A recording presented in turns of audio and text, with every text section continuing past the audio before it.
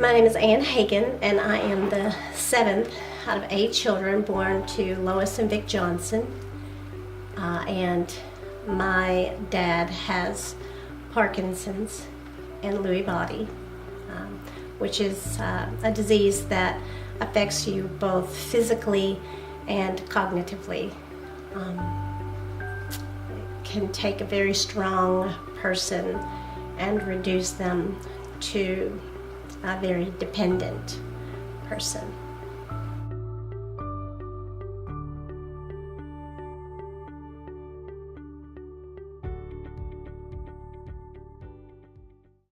So we were raised on a farm in Hancock County. We grew crops, corn, beans, tobacco. We had cows and pigs. We raised as much of our own food as we could. Mom and Dad were full-time farmers, which meant that we had to work together whether we felt like it or not. I can remember Mom spending hours in the kitchen cooking meals. She would be up well before us, cooking our breakfast, and then after we left, to go work on the farm to do whatever needed to be done. She would clean up, and then we'd come home and lunch would be there. The girls might come in a little bit early so that we could help her put it on the table.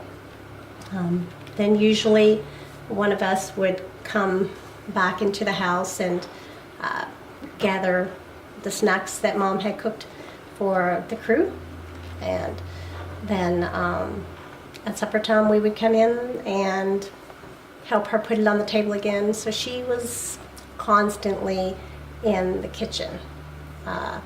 Dad was always on the go, usually one step ahead of us, setting the stage for whatever task it was that we needed to complete. When the girls weren't actively working in the fields with the guys, then we would be helping Mom either in the kitchen, doing gardening work, yard work, housework, those kinds of things. But in the end, we all had to work together. When I was 12, my brother was killed in an accident. He was in a motorcycle accident. Gosh, that was a long time ago. But it's still very clear the way that the community came out and supported us. We were in the middle of putting out tobacco, and when we came home from school, men and women were out setting out tobacco for us. We had quite a large crop that year, and it was all the pulling of the plants and the setting, it was all taken care of. So we were supported a lot by our community. Again, service. We not only served each other, but we were served. A lot of times when we would finish in the tobacco field or hauling hay, or something in the summertime where it was a hot, sweaty, dirty job, a lot of the farm activities are. We lived just a few miles down from the Hancock County Fishing Game, and we had a membership there, and so we would all jump in the back of the pickup truck and go down there, and we would swim in the dark to kind of clean up before we came home to take our showers. My dad is 87. He was diagnosed probably about 7 to 8 years ago. It was a very gradual process. At first, they used the term Parkinsonism, that they weren't quite sure why his muscles weren't moving correctly why he was having kind of memory lapses. They ran a lot of tests, and kind of over the course of a few years, the diagnosis sort of evolved to where I think the doctors were even documenting it in their notes before they even officially announced it to the family. As adults, we kids grew up and moved away from the farm. So the work ethic that we learned, we didn't leave it behind though. We took it with us. We have a circuit court clerk, welders, a computer technician, teachers, an administrative assistant, a farmer, and a licensed massage therapist in our group. All of those are positions of service in one way or another.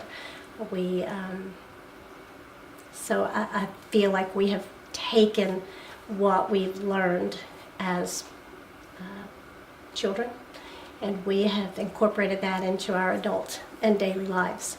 You can see that if you follow any one of my siblings. They are all active in the community, active in their corporations, businesses, as a leader in the field that they've chosen. And we all use those gifts that we were given in different ways to serve mom and dad. There's a couple of us that help take care more of the legal side of things. Then we have some who help more with the medical, the terminology, and the research.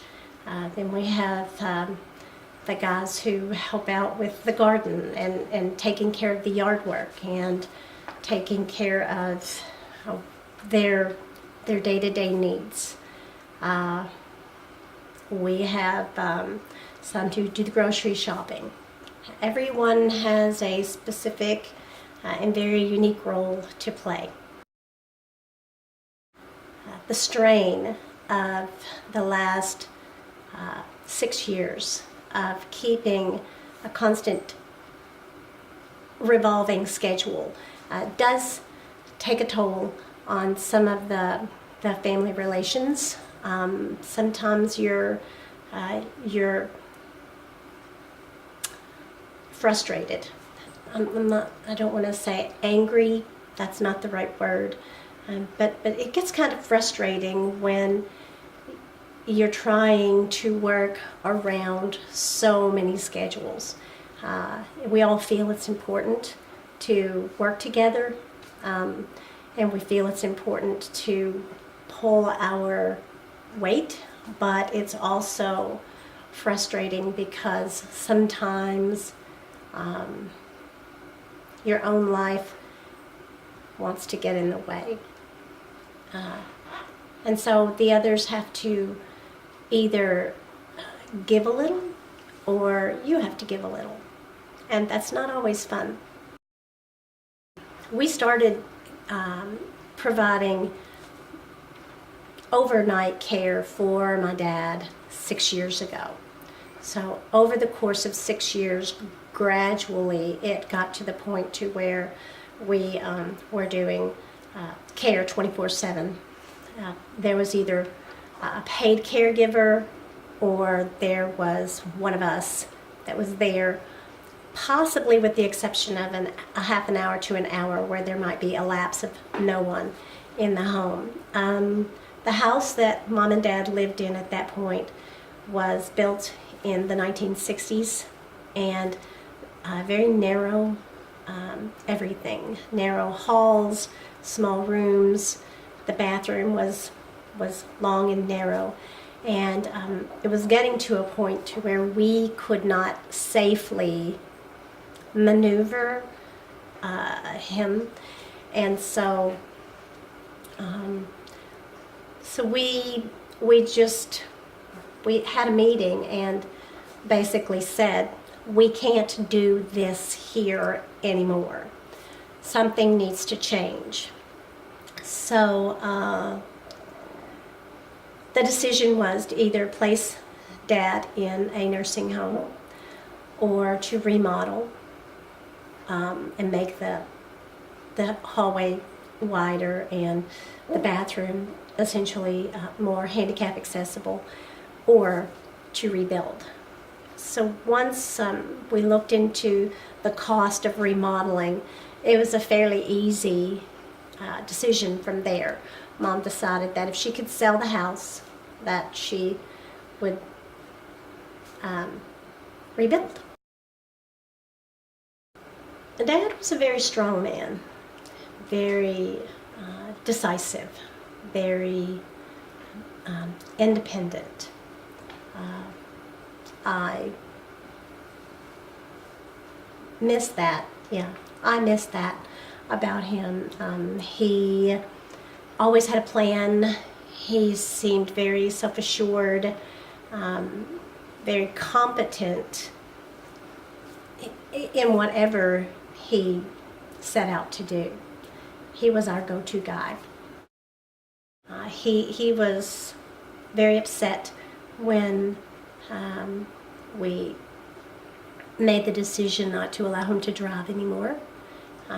It was decided that it was no longer safe. He had a couple of incidences where he had some near misses, ended up in a ditch once, so we took the keys and began to hide them, and he was not happy about that. And so I would say the loss of his independence is his biggest frustration, even today. Actually having the opportunity to slow down and not check off that 3-day list that you need to get done in one day. Waking up in the morning and feet hitting the floor and going 90 miles an hour until you fall into bed that night.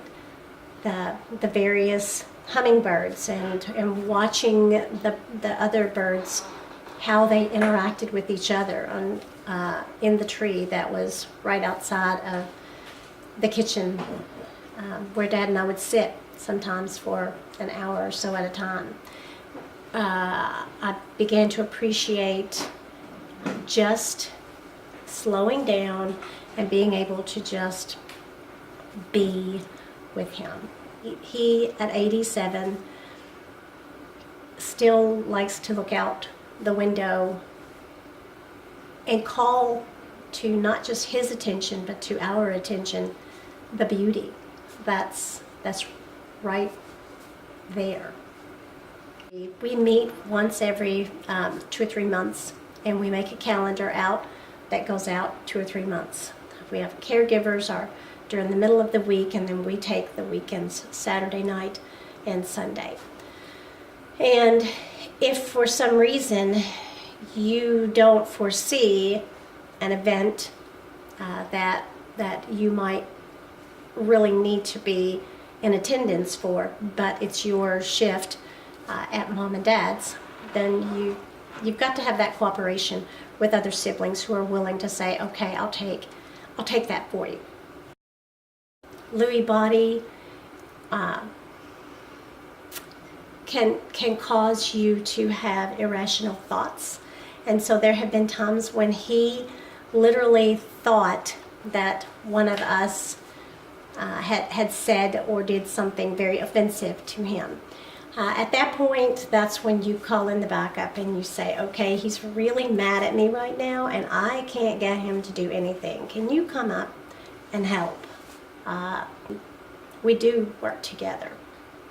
And that's a tribute to our mom and dad, I believe. I think that's a tribute to the way that they raised us. There's never a time that I can remember where Mom and Dad weren't helping someone.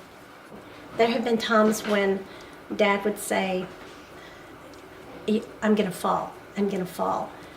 No, you're not, Dad, because I'm on this side and your guardian angel is on the other side. And your guardian angel is not going to let you down, and neither am I. You know, and then he would, we would make it. We would get him to transfer to the chair. I would say to people who are faced with the possibility of caring for a loved one, to do it, whether you feel like it or not. There are so many blessings that I personally would have missed out on had I not been involved in the care of my dad. Even the trying times, the disappointing times, the angry times, I can look back on those and see growth either in him or in myself, and I can find lessons that I think I will carry with me, and hopefully instill into my own children. I would have missed out on all of that if I weren't helping to care for my parents. You don't know just how strong, just from looking at an 82-year-old gray-haired woman, or looking at an 87-year-old man slumped over in a wheelchair. You don't see the beauty and the strength that they have, but the sheer determination that they exhibit as a couple, as parents, and as individuals is nothing short of amazing and inspiring. There's a lot hidden under those wrinkles and behind those eyes.